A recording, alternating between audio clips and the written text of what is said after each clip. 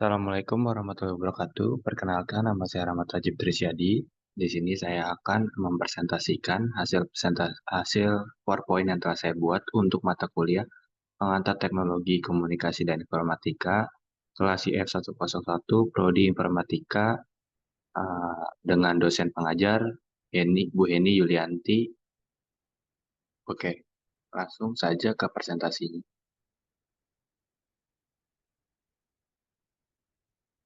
Oke, berikut PowerPoint yang telah saya buat, pengantar teknologi komunikasi informatika dengan topik internet, intranet, extranet di era digital.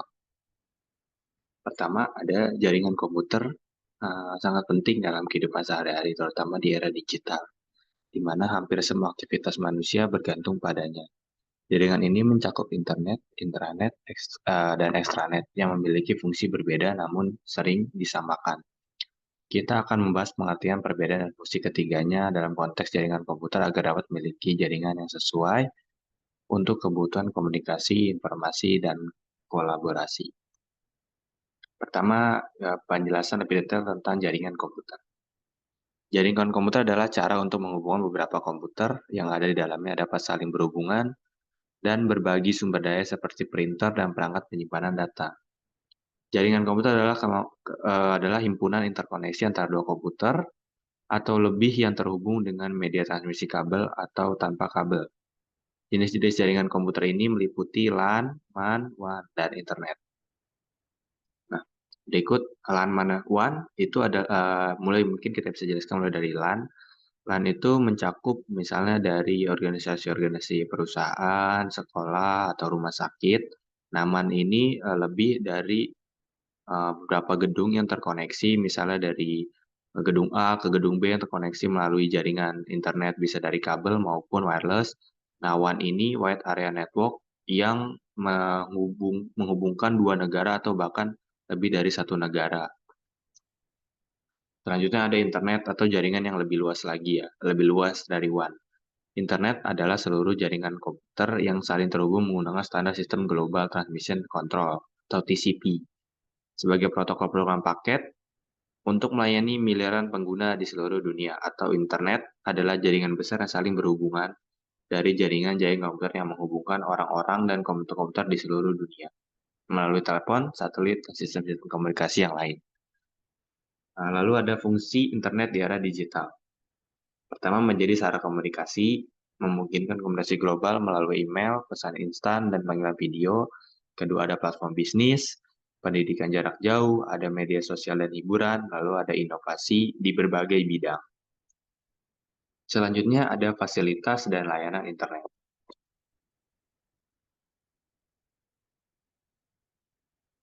Fasilitas dan layanan internet ini meliputi World Wide Web, atau yang lebih kita kenal sebagai web.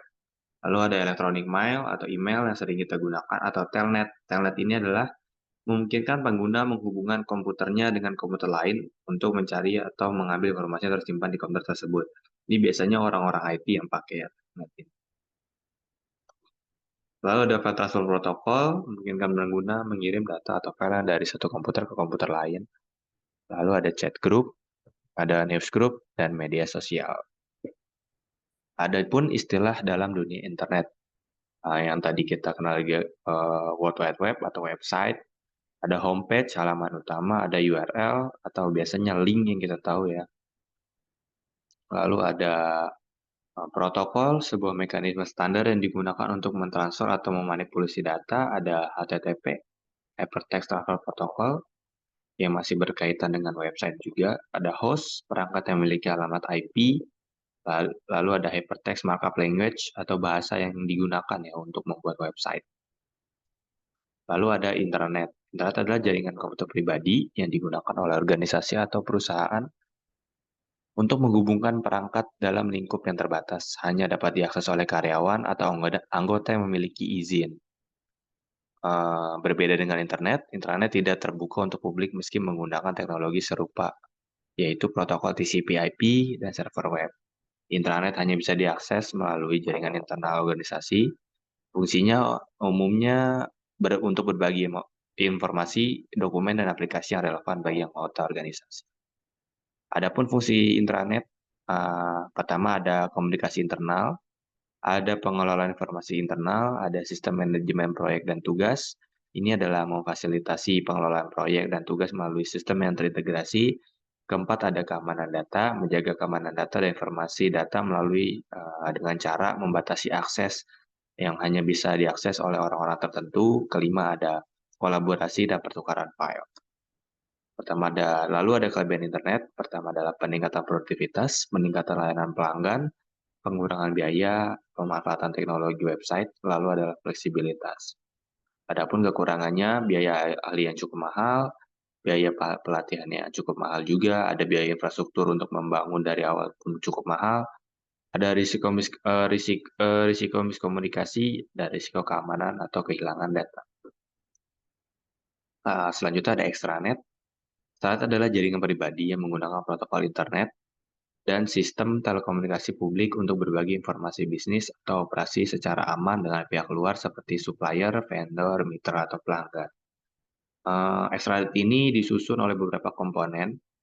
Salah satu adalah TCP/IP, server, email, dan browser web. Tetapi extranet menggunakan Virtual Private Network atau VPN untuk membuat komunikasi melalui internet lebih aman.